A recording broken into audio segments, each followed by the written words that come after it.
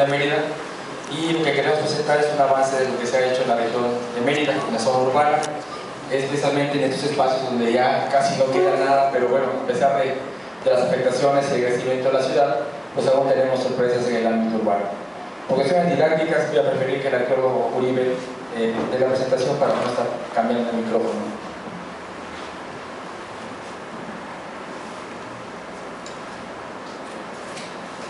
Muy buenas tardes. Iniciamos mencionando que obviamente existe la fundación, existe un fenómeno de crecimiento urbano en lo que sería la ciudad. Primero obviamente en la antigua TOC, cuando hay la fundación de Mérida, y con este crecimiento obviamente se fundan los barrios, luego se tenían ya las colonias. Y es lo que queda lo que hay en el registro del atlas arqueológico y lo que se ha ido trabajando, ¿no? Un ejemplo de esto, de ese crecimiento, es el Soyira Las Granjas, por ejemplo, y el Chotlán, que es el y este es un plano, es un mapa más bien, donde se explica este fenómeno de la metropolización, donde se observa un crecimiento primero en la parte central para 1950 más o menos, y luego hay un crecimiento en 1978 de color naranja, posteriormente en 1998 de color amarillo, para el 2010 es toda la parte que está de color verde, y ya actualmente pues toda la parte que ya ha rebasado prácticamente el periférico de la ciudad de Mérida, Cauquel, por ejemplo, Silvach, la zona norte, por decir algunos. Investigaciones de salvamentos como respuesta a las afectaciones del desarrollo urbano. Ante el fenómeno de expansión y el riesgo de pérdida o de afectación donde se encuentra el patrimonio arqueológico, el Instituto Nacional de Antropología e Historia dispone de proyectos de investigación arqueológica originados por la afectación de obras públicas o privadas o por causas naturales. La importancia de los salvamentos arqueológicos realizados en áreas urbanas consiste en conocer la historia de las ciudades modernas, porque eso debe ser considerado no solo como una labor cotidiana o rutinaria, sino como proyectos formales de investigación que permitan el planteamiento de hipótesis concretas. Bueno, ya nos vamos a los antecedentes del área que trabajamos. Prácticamente las investigaciones en Oriente de la ciudad de Mérida pues ya han sido diversas. Por mencionar también algunos trabajos serían los de Chenpo, por ejemplo, el crecimiento del parque, que es la imagen que se ve de 1995. La colonia de San Alvarado de Oriente, la colonia de Pedregales de Oriente, San Camilo y en la ex hacienda Papantú. Y este igual es un programa de muestra, pues algunos de los sitios que ya se han reportado y se han trabajado. Y aquí mencionar ya la parte específica del oriente de la ciudad, que obviamente están los dos polígonos que se trabajaron cerca de Chenpo, de Salvador y de Salvador Alvarado.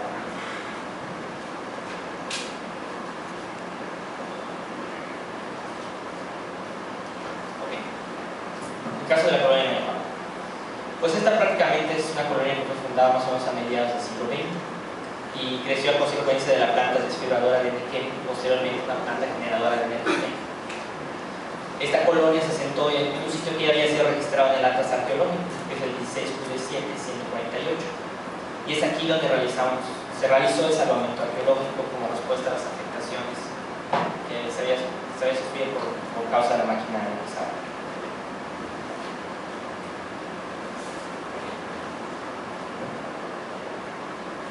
Y estos son los dos predios, bueno, los predios que se trabajaron prácticamente durante el salvamento. En el mes de agosto de 2009 se intervinieron los predios 337 de la calle 39, 345B, 345C y 345D de la calle 39C, los cuales habían sido alterados en superficie por el inicio de obra, un trabajo de urbanización consistente en desmonte y despacho de vialidades interiores. En este predio fueron identificados 7 montículos arqueológicos. Por otra parte, en mayo de 2014, se hizo llamar la atención al operador de una retroexcavadora que desmontaba un lote baldío en la misma colonia, cercano al área de investigación realizada en 2009, con el fin de realizar la limpieza a petición de las autoridades municipales. El predio en cuestión es enmarcado como 433 de la colonia 39, propiedad de Armando Humberto Valencia, siempre en la colonia Vallejo, situado al oriente de la ciudad de México. Aquí se detectaron 4 montículos. Bueno, pues a continuación ya les voy a hablar de las intervenciones que se hicieron en 2009. Para eso, pues, este es el plano, prácticamente el plano arqueológico, donde se realizan las 7 estructuras. Bueno, comenzamos con lo que sería la estructura 1. Pues prácticamente tenemos las fotos de antes de la intervención, donde se observa la destrucción que ahí había ocurrido para el trazo de las calles de lo que iba a ser el fraccionamiento, que actualmente se conoce como fraccionamiento Mayapán. Se observa que, por ejemplo, en una de las calas se encontró parte del muro oeste, como se muestra en el dibujo, y como quedó al final ya con las intervenciones que obviamente se realizaron por medio de calas cruzadas y pozos de exploración. La estructura 2 es otro caso también, que obviamente, como se puede ver en la primera imagen, apenas era visible que había un yacimiento ahí. Obviamente también se habían detectado varios fragmentos de cerámica en esa área. También se encontró un mecate, y durante las excavaciones, pues prácticamente solo se tuvo evidencia del muro oeste de este basamento.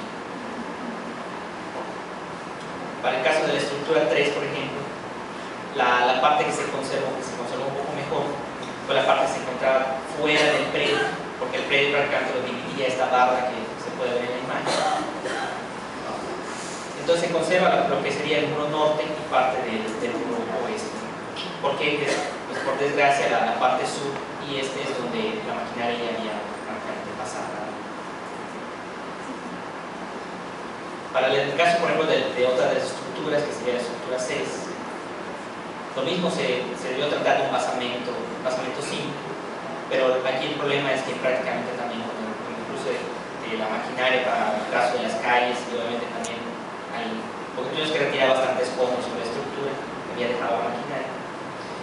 No fue posible hallar los muros de contención de este basamento. Sin embargo, pues igual se trazaron las 3 calas cruzadas para obtener información. Y ya luego ocurrió la intervención para el 2015 en el predio 433, que sería el norte. Aquí en esta imagen, por ejemplo, ya se ve que ya lo que se había trabajado en el 2009, pues ya es el fraccionamiento Mayapán prácticamente. Y al lado norte le pertenece fraccionamiento de Brisas. Este es el plano arqueológico que se realizó en el 2015, donde se registraron 4 estructuras arqueológicas. Obviamente en ese terreno, pues, también hubo afectación por maquinaria, un desmonte del predio. Aquí se ve una imagen, ¿no?, de las huellas que dejó la maquinaria, de cómo se encontró la estructura. Y ya posteriormente los trabajos que se realizaron, ¿no?, las calas, los cuadros, los pozos. Y se trató, al final de cuentas, pues pudo rescatar información de la arquitectura. Se trató de un basamento simple, pero además se pudo localizar una subestructura. Aquí lo importante es que se observan dos momentos constructivos de esta misma estructura. Obviamente la que se conservó mejor fue la subestructura, por encontrarse en niveles más abajo. Y de la última etapa, pues solo se conservó sería la esquina sureste. Se ve una diferencia también en la disposición, en la orientación de ambos etapas constructivas, y en el uso por ejemplo, de las piedras que conformaban los muros, ya que, por ejemplo, en la última, las piedras eran mucho más grandes, burdas, solo se colocaban de manera horizontal con mejor cara hacia el frente, mientras que, por ejemplo, de la subestructura, las piedras sí ya presentaban muy careadas. Este es otro ejemplo de la estructura 2, es prácticamente lo mismo, se observan las huellas del paso de la maquinaria, y de hecho en la imagen de abajo se observa el amontonamiento de las piedras, ¿no?, de lo que se había realizado el desmonte.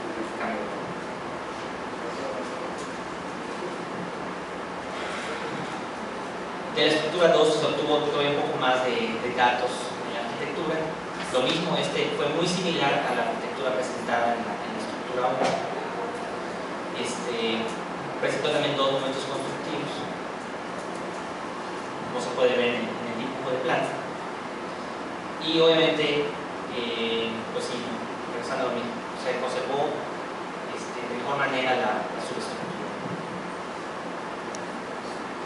Luego tenemos la estructura 3, que digamos que de todas las estructuras que se encontraban en este predio, pues fue la mejor conservada, digamos, porque la maquinaria había rodeado prácticamente el cerro y permitió hallazgos interesantes respecto a las construcciones superiores, porque este sí fue ya un basamento de construcción superior, y además 3 contenedores que prácticamente estaban en buen estado de conservación.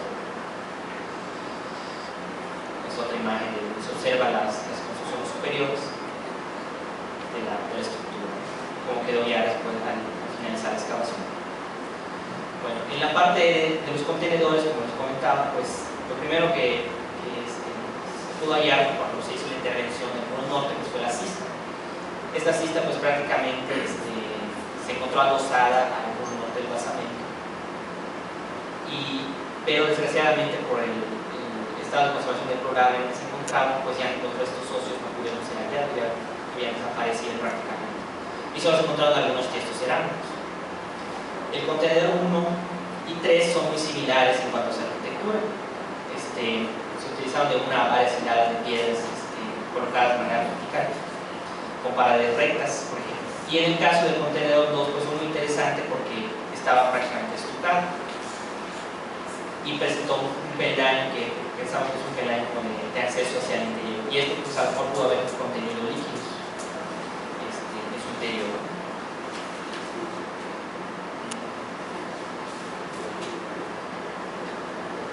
Gómez y Medina, Sierra, Castillo y Vargas refieren que elementos circulares con estas características ubicados al interior de los basamentos, conos sin recubrimiento de estuco y asociados a espacios de habitación, debieron tener la función de almacenar, ya sea de líquidos o alimentos.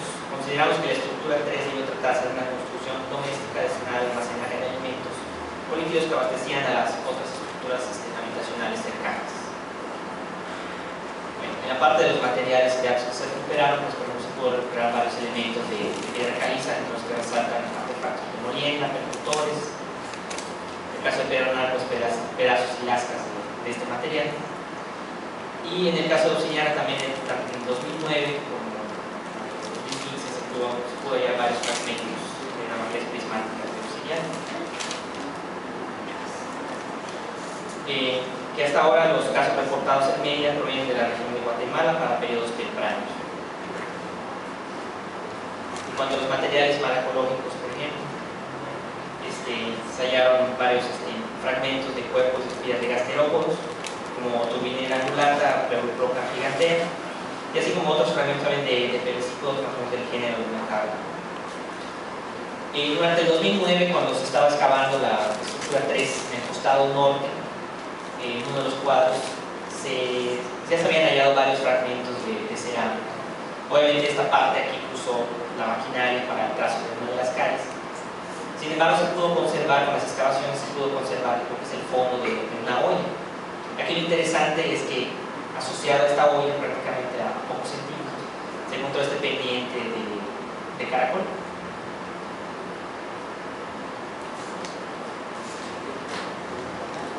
Posiblemente la función de esta olla haya sido una urna.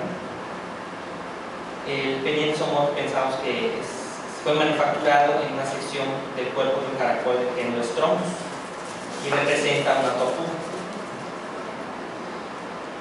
Bueno, eso de la tortuga, por ejemplo, fue importante en la construcción maya, porque autores como González y Mercedes de la Garza han identificado con lo mismo, la tensión de la lluvia, con el dios Chaco, con la fertilidad, al igual que otros animales como las ranas, las aves acuáticas y los peces. La cronología cerámica. La cerámica recuperada en las excavaciones fue analizada con base en los parámetros tipológicos del sistema tipo variedad, y como resultado se obtuvo la cronología que va del preclásico medio hasta el preclásico tardío, con escasos fragmentos de la época colonial. Es importante mencionar que para la comparación de las relaciones interculturales y fechamientos se están empleando los conceptos de horizontes cerámicos establecidos en la región norte de Yucatán. Hasta el momento no estamos definiendo complejos cerámicos debido a la escasa muestra cerámica. Las cerámicas del preclásico medio aparecieron bien definidas en la mayoría de las estructuras excavadas, siendo mejor representado en las tres estructuras intervenidas durante el 2015. No obstante, se concentró la mayor cantidad en la estructura 1 de esta misma temporada. Los grupos cerámicos que se identificaron son Juventud, Suzuki, Chunquinta y Sabao. Aunque también podemos mencionar que para este tiempo ya estaban en uso algunas joyas de los grupos Junto y Tropical, las cuales van a continuar durante el preclásico tardío. La mayoría de las cerámicas identificadas para el preclásico medio son de tradición local en la región de Mérida, por lo que corresponden a la esfera cerámica navanche temprana. Solamente un fragmento del grupo Juventud muestra una delgadez en las paredes y posee un engobe ceroso bien adherido. Esta cerámica fue más común en algunas zonas de las tierras bajas del área maya como Campeche y Guatemala, por lo que posiblemente llegó por vía de un sistema de intercambio. Con respecto al preclásico tardío, donde la muestra fue más representativa en la estructura 3 de la temporada 2015, la cerámica del preclásico tardío identificada en este estudio corresponde a los grupos Sierra, Flor, Polvero y Xanabán, y por la continuidad de los grupos Sabán, tipo Chanceno Castillado, Punto y Tropical. La gran mayoría de la cerámica del preclásico tardío es de tradición local y pertenece a la esfera cerámica navanche tardío. Únicamente algunas muestras del grupo Sierra, Parera y Flor parecen haber llegado por intercambio a esta zona norte de Yucatán. De manera general, podemos mencionar que la cerámica de la colonia mayapán es semejante a la cerámica reportada en otros sitios de la región de Mérida y sitios aledaños como Conchén, Serapio Rendón, Cauquel, San Antonio Pol, Flor de Mayo, Chimpo. Estas similitudes no solo recaen en la tipología del sistema tipo variedad, sino también en la forma de las vasijas y sus decoraciones. Y ya el apartado de conclusiones. A pesar del severo grado de afectación, se logró recuperar información relevante del área que de otra forma no hubiera sido posible obtener. Fue gracias a las intervenciones oportunas en la gestión, monitoreo y seguimiento de los reportes de afectación que se consiguió realizar los trabajos de salvamento arqueológico en ambos predios. Es preciso mencionar que a pesar de las afectaciones visibles en la superficie de ambos espacios, a la presión política negativa y falta de credibilidad sobre los indicios de patrimonio cultural, fue posible recuperar la información hoy presentada. En otro escenario se hubiera otorgado la anuencia para la construcción. Por otra parte, en este sitio arqueológico se tienen ahora datos que aportan información sobre la vida cotidiana, en el caso de los contenedores, metates y diversos artefactos de uso diario. La conmoción de los ocupantes se vio reflejada por la presencia de objetos suntuarios, como es el ejemplo de pendiente zoomorfo, en la estructura 2 del 2009, asociada a restos de una olla que por los patrones obtenidos en otros sitios estudiados de la región de Mérida sugiere la presencia de una urna funeraria destruida por el paso de la maquinaria. Con respecto al sistema constructivo, se determinó que comparte el mismo patrón observado en sitios cercanos, plataformas construidas aprovechando las elevaciones naturales de roca, donde desplantan los muros de contención que retuvieron los rellenos constructivos formados de piedras burdas de tamaño medio. Las excavaciones permitieron observar modificaciones de crecimiento y adecuación del espacio, como lo demuestran las subestructuras registradas para el preclásico medio, en tanto que las inserciones fueron hechas para el preclásico tardío. Las subestructuras evidenciaron muros de contención conformados de piedras cargadas de tamaño regular a doble hilada, a diferencia de las ampliaciones realizadas con muros de piedras burdas de mayores dimensiones, y observando un desfase en su orientación. El resultado de la clasificación e identificación cerámica nos indica que estas estructuras fueron ocupadas durante el preclásico medio, 800, 700, 300 a.C., y preclásico tardío de 300 a.C. a 600 a.C.